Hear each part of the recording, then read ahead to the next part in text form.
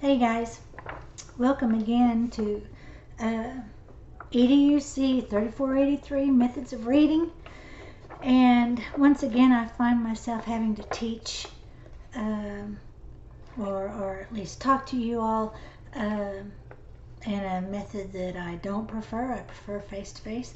But at this time in the semester is whenever I usually go ahead and once I have the initial orientation for the class and everything out of the way, I go through and I talk to everybody about what's going to be expected on the biggest project in the class, which is going to be the literacy unit, worth the most points.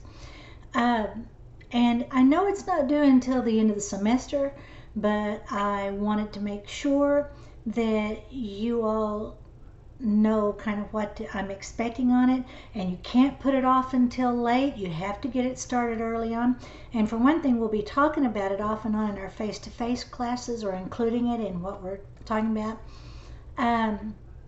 But also because it's important. It's one of those things that over and over again I've had students tell me that they have used it. If when they're going into their student teaching or when they are going into their first year or whatever, they said they had something right there in hand that they could start in using to share good books, to initiate a love of reading, to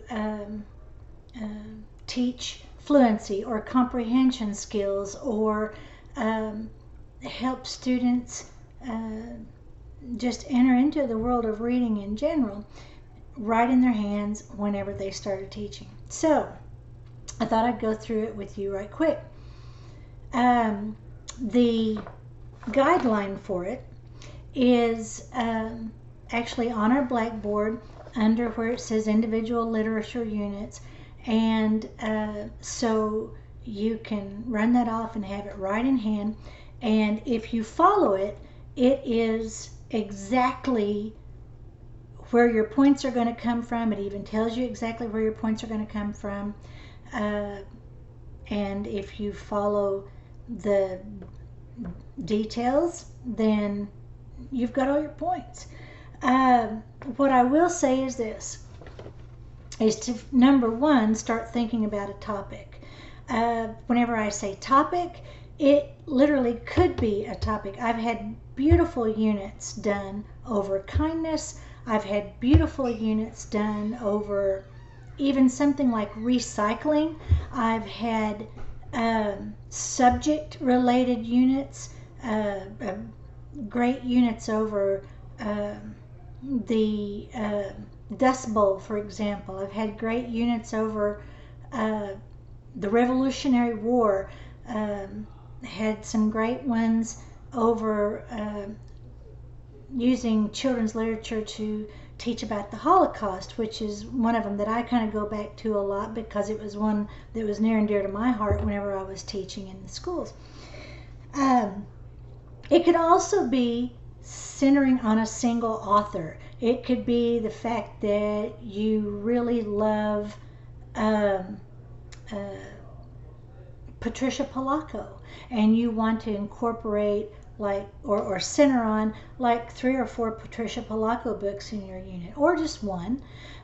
Could be that you really like Roald Dahl and you're going to bring in like a longer Roald Dahl book, for example, like the BFG, or and one of the shorter ones like the Fantastic Mr. Fox, or the Twits, or something like that, the Giraffe, the Pelly, and Me. But it could be that you just center it around a particular book that means a lot to you. I can't tell you how many times people have chosen Charlotte's Web because it was one of their first favorite books. I've had people centered around Little House on the Prairie. I will warn on that some books that are older like that are now under questionable circumstances when it comes to the way that they handled the diversity in it. But that can be a subject for another time. What I'm wanting you to start thinking about, though, is what grade level and what topic you think you're going to want to be aiming your unit at. I'm going to let you go as low as second grade and as high as sixth or seventh to cover all the bases in elementary. The reason I don't go below second is because I've seen units done beautifully in kindergarten and first grade, but so much emphasis is put on just those emerging reading skills in those particular grades that I think I would really rather see a more structured phonics approach and so forth and so on in those two grades, and then start initiating the broader units starting in about second. The best I've ever seen, really and truly, have been the third, fourth, fifth range. But like I said, I've seen great ones in all grade levels.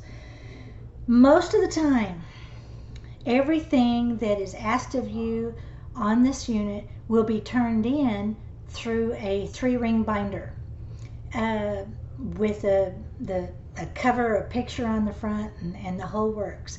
If for any reason we end up going totally online again, and I'm really hoping that we don't, but if for any reason we do end up going totally online again, it can be submitted to me electronically. It was just fine last semester whenever the students in reading had to do that. Also, we will be presenting our units on the days that we have face-to-face classes later on in the semester, and I'll talk to you about that.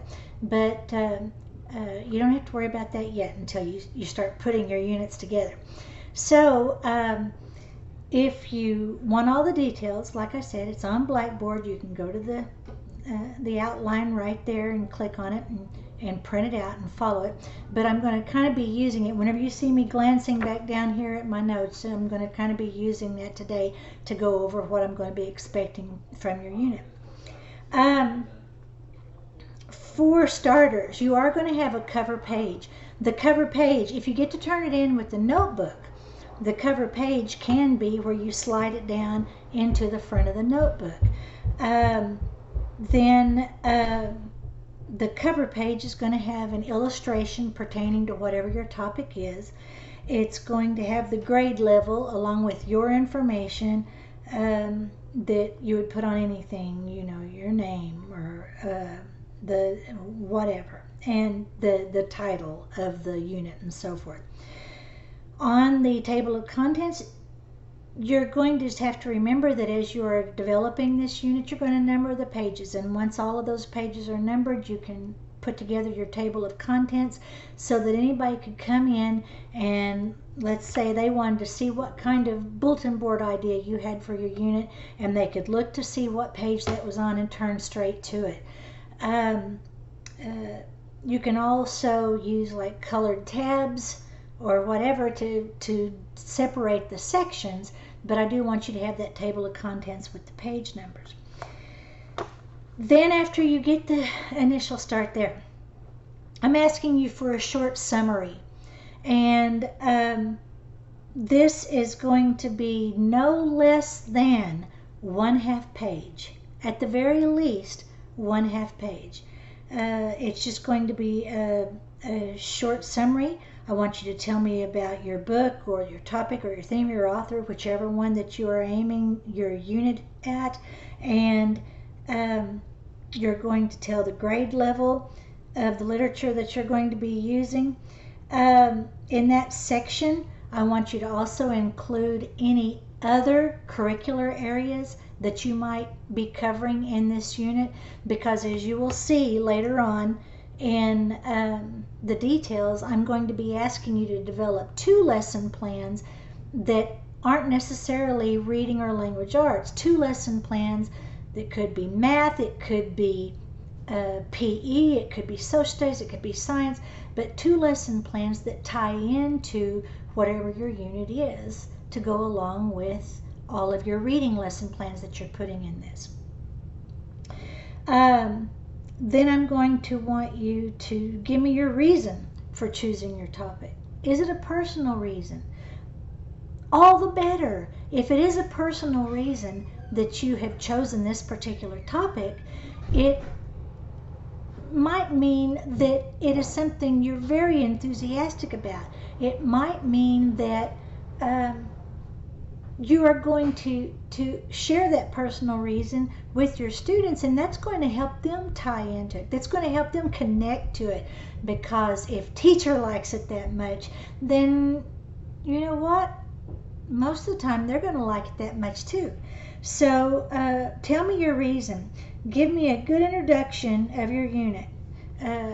If someone else were to be reading your unit, if you were going to be selling your unit out there on Teachers Pay Teachers or on Pinterest or whatever, someone who bought your unit could look at that and go, oh, absolutely, I like what this unit's about, I'm going to buy it. Then you are going to have your goals and your objectives listed. This is where you're going to be going to your Oklahoma Academic Standards, which I have a link to on your Reading Methods Blackboard page, but I also have a link to it in the details that I want you to look at. And I'm going to ask you to find and list the appropriate standards that could be met by using this unit in the classroom. Now, the standards are going to be things that you want to cover. If you're teaching 3rd grade, and story elements like plot, characterization, setting, whatever, are something that is taught in 3rd grade standards, then you need to find the 3rd grade standard and put it down in your unit. This is going to be a page of all the standards that are covered in the activities that you're going to be doing in this unit.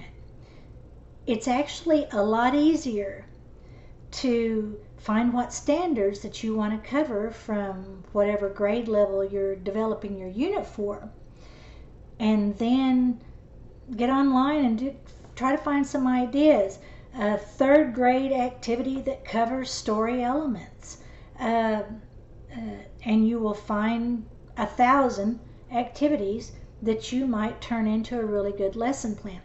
I also want to put in here that the Saravallo Reading Strategies book that you are asked to also buy for this particular course is a great source for your lessons that you might cover from this particular unit. I've had a lot of students who every lesson except for maybe their other curricular lessons came from the Saravallo book, and they just adapted them into lesson plan format.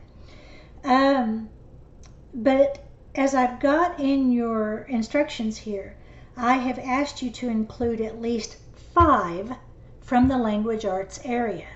You're going to develop 5 lesson plans from the language arts area. All right, reading language arts. That doesn't mean that you might cover 3 different standards in one lesson plan. That's fine, but I'm still asking you to develop 5 lesson plans that are in or that fall under the reading language arts area. And then I'm asking you to include at least 2 standards that are met from one of the other disciplines, like I said earlier. Your writing down your state standards here will be 40 points of your total on this. Then I'm going to ask you to include a list of at least 20 vocabulary words that can be introduced to your students through the use of the unit that you're putting together.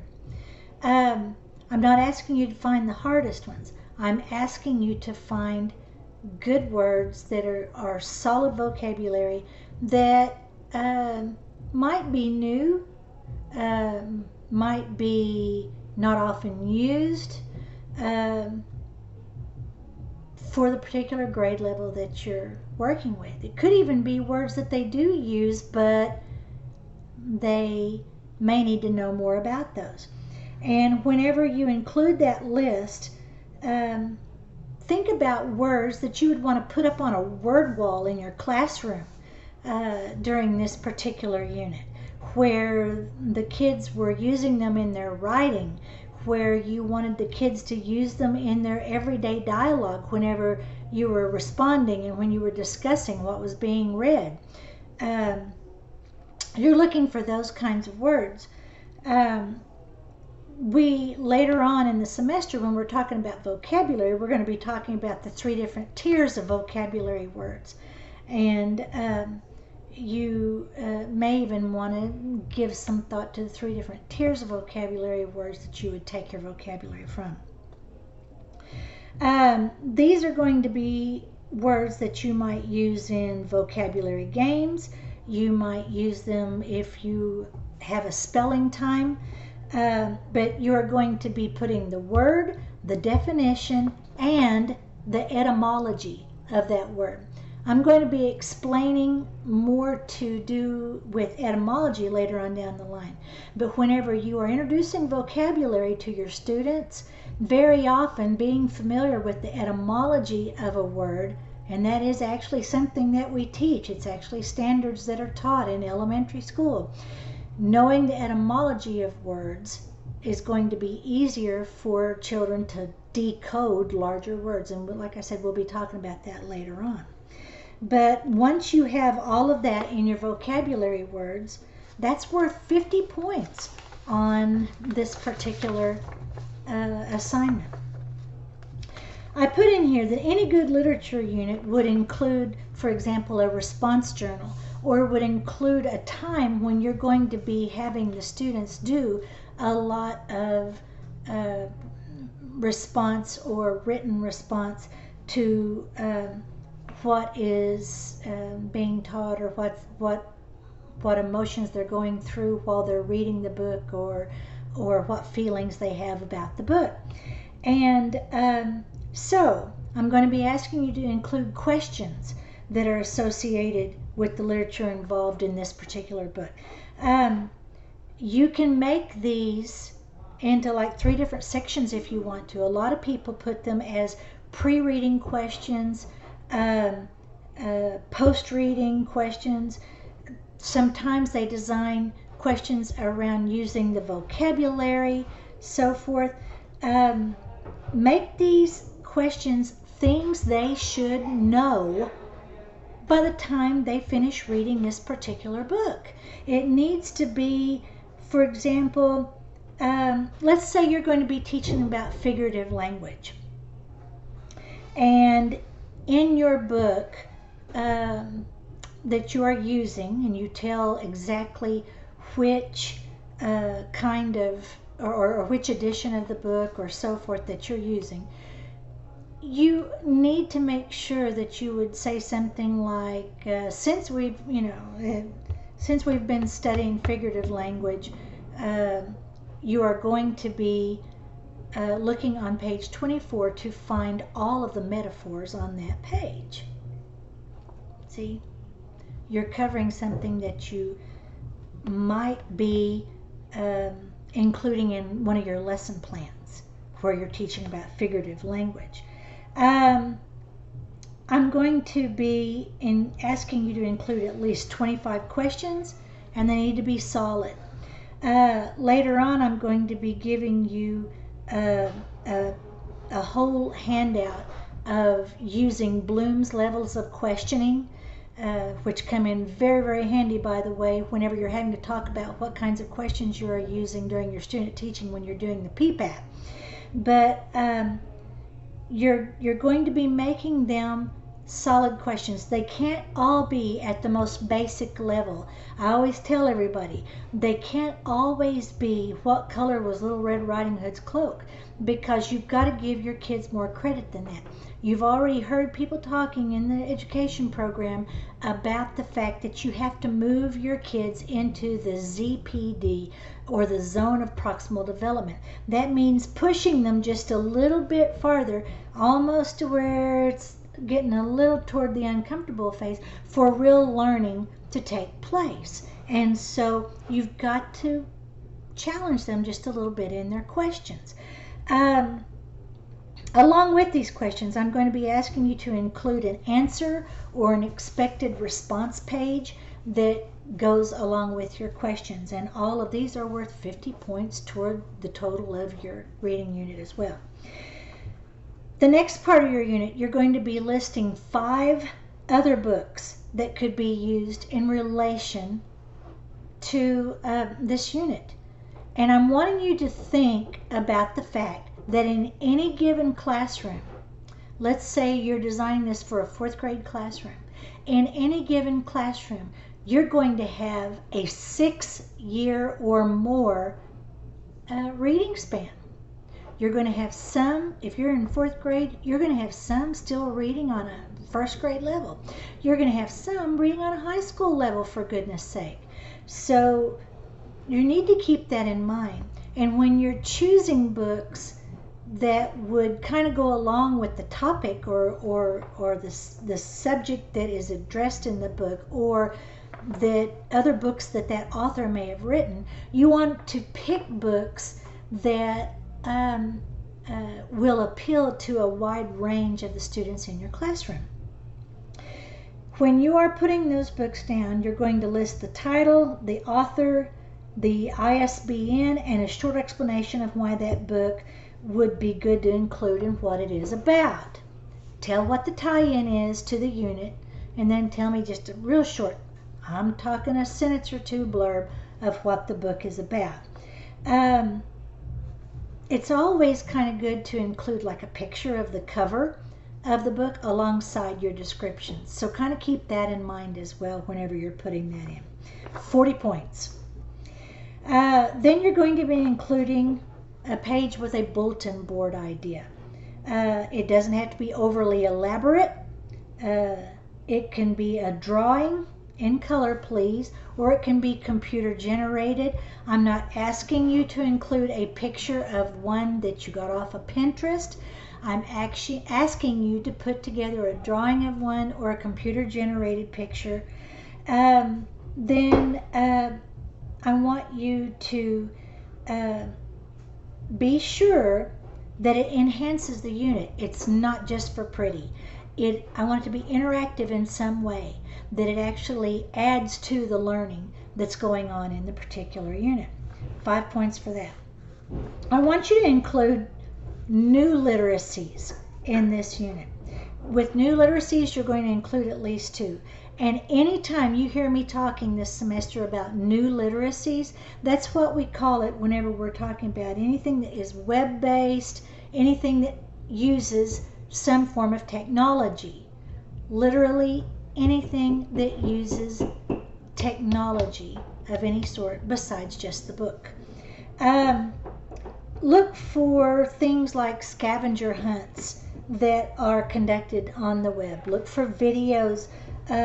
Look for Kahoot style quizzes, virtual museums. It actually was through someone sharing their literature unit with me that I found out that one of my favorite authors, Roald Dahl, there is a Roald Dahl museum. I think it's in London or something, so it may be a while before I get to go see the Roald Dahl museum. But there is a virtual tour online of the Roald Dahl museum. If you like Mary Pope Osborne and the Magic Treehouse books, there is a wonderful website that is nothing but games and so forth, and all good things related to the Magic Treehouse books. Did you know, kind of going back to what I said earlier about the Little House on the Prairie books, Did you know that there are virtual tours of the different places where Laura Ingalls Wilder lived with her parents as they were on their journey west? So field trips, author websites, anything that is related to what you're using that might add to it. Okay, 5 points for that. The next part of your unit is going to be the opening event. No less than a half a page synopsis on it. And I want you to tell me, how are you going to generate enthusiasm for this particular unit? I'm not going to tell you to. Here's what I am going to tell you. I'm not going to. I don't want you to worry about this, but I want to know how you would sell this unit to a bunch of little kids. Why are the students going to feel lucky to get to be doing this? This is where you introduce the unit and they go home and they say, guess what we're going to be reading, or guess what we're going to be studying. What is it that you're going to do in order for them to get excited about it? Is it an activity? Is it something that you are showing or sharing with them so that they will connect to the unit? If it's important enough to spend some time on, then it should be important enough for you to generate a little bit of enthusiasm with the kids. 10 points for that one. Then, of course, I've got where you're going to be doing the 5 activities or lessons that are reading or language arts related. You can include some just for fun aside from these, but I want 5 solid learning lessons, and I want them to be written in the format of the lesson plan format that I have also on your blackboard under the literacy units, because I have tweaked that to the point that it is as closely related to kind of what they suggest for the PPAT as possible. If there are handouts, include copies.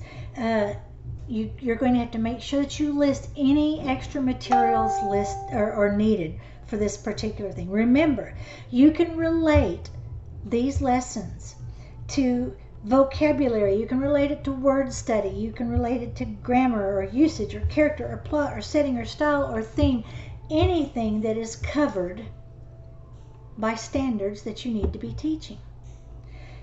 And once you get those 5 lesson plans generated, that's worth 150 points of your unit.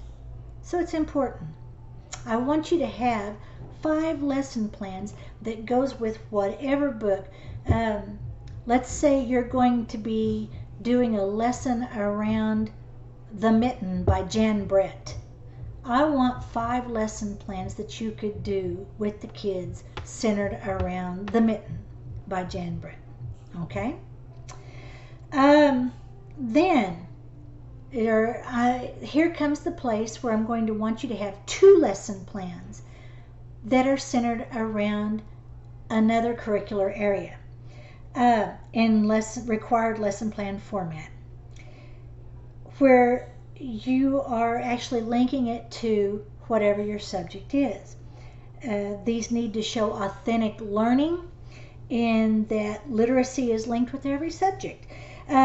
This could be math. I've seen it linked with PE. I've seen it linked with music, science, social studies. Of course, that's always near and dear to my heart.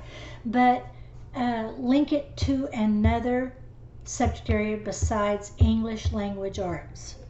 And by the way, writing is not what we're talking about here. It can be a writing activity, but writing itself is one of the language arts areas. 30 points for those 2. All right, then I want you to include a very detailed culminating activity. Get used to that word. It's not hard. We're all grown-ups. Culminating, bringing to a close, because a good unit or a good plan of study needs closure. That way we know that one thing is over and then we're going to move on to something else. But then there's another side of it too.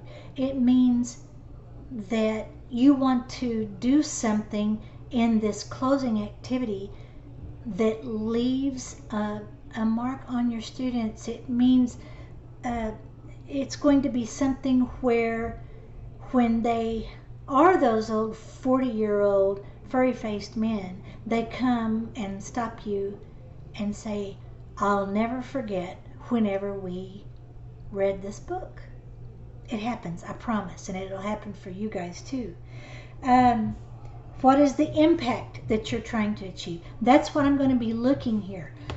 What kind of impact does it leave? What do you want them to take away from this unit? And this is the feels part, where they actually internalize it. And this is where I'm asking you to get the feels part. In the past, whenever I did a social studies unit, and I had students reading books about children that had lived or something had happened to them during the Holocaust. One time, as a science project, we made kites. The whole balsa wood sticks, tying up a frame the right way, cutting paper and putting it on there, figuring out how long a tail we needed. This was a science project that I did, and the kids put pictures of the children who were in their books that they read on the kites. And then on a pretty windy day, we went out on the football field and we had a liberation day where the children got to fly. Now, were there some kind of sad stories where there were some children that were killed? Absolutely. But those children still got to fly away from the meanness, away from the evil that they were having to live through at the time. Another science project we did, you can buy online very cheaply these kits to grow butterflies. And so I went and bought a bunch of like pretty colored netting and everything, and the kits to raise butterflies, and put them around the room. And our butterflies, were born and everything like that. And we watched them, and we did all the science lessons that were associated with it. Well, there is a absolutely beautiful book by Patricia Polacco that is called The Butterfly. It's either the butterfly or the iron butterfly, but it is about a child of the Holocaust. And so I tied that in with the butterflies. And there's also a nonfiction book called I Never Saw Another Butterfly, about the children who were imprisoned at the Touretteson prison camp. And in this book, it has pictures that those children drew, and poems that they wrote, and even information about little plays that they put on whenever they were so desperately trying to remain children, so desperately trying to maintain a sense of childhood even under those terrible circumstances of being imprisoned in a concentration camp. And at the end of the book, it's very sad, because we find out exactly about how many of the children survived that went through Touretteson prison camp. But it was a nonfiction book that I brought in for the Holocaust study, and we tied it in with the butterflies and kind of made it all that more meaningful. And then, of course, kind of like the kites, we had a day at the end of it where we liberated our little butterflies and let them fly toward heaven. Well, after all of that, or the culminating activity is 30 points. After all of that, like I said, there's going to be a final number of points of the neatness, of the making sure it's more or less original. I don't mind you getting some ideas from out there, because there are so many different ideas, so many good lesson plans for you to use and so forth. But I can tell you right now, speaking for at least 2, I think, maybe 3 of the students I've had in past semesters, who it was very easy for me to find that they had run off the unit that they bought on Teachers Pay Teachers. Not only did they end up having problems with plagiarism through the dean of the department, but they also had major points counted off for that. So I'm just saying, you guys, I usually don't ever have to deal with that. It is amazing what you come up with on your own when you do try to stretch a little bit and try to learn. And it's very rare if there is an issue like that. Get your ideas from out there? Absolutely. Copy off page for page? Please don't do that. Don't do that to yourself. You're better than that. Anyway, good luck. Whenever you are using literature units in the classroom, it's authentic learning. And whenever you use literature units in a classroom, it's kind of the difference between, I always tell everybody, instead of using that canned basal reader stuff that a lot of kids aren't even very interested in the stories and so forth, it's kind of the difference between feeding a bunch of kids junk food or cooking them a really healthy home cooked meal. And that's what good teachers do. They serve up good, authentic teaching to their students, even if it takes a little bit of work. And they do. Literature units do take more work, but it's worth it. You're worth it. Your students that you're going to have are worth it. And I know you're going to be a good teacher and want to provide the best for your students. So, you know very well by now that it is easy to get hold of me. If you have any questions, you can get hold of me at any time. You always have my cell number included in the syllabus. You can always get it from me if you don't.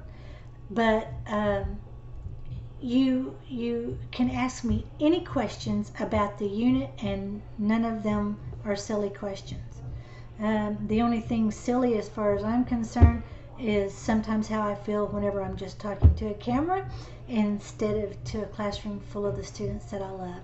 So as we go on, I'll be showing you examples of reading units from past semesters so that you'll kind of know what to expect whenever we're having our face-to-face classes. And I'll be glad to sit down in the middle floor in my office and help you out with your unit as well. So good luck, and come to me with any questions that you may have, but don't put it off too long. Thanks. Talk to you later. Bye.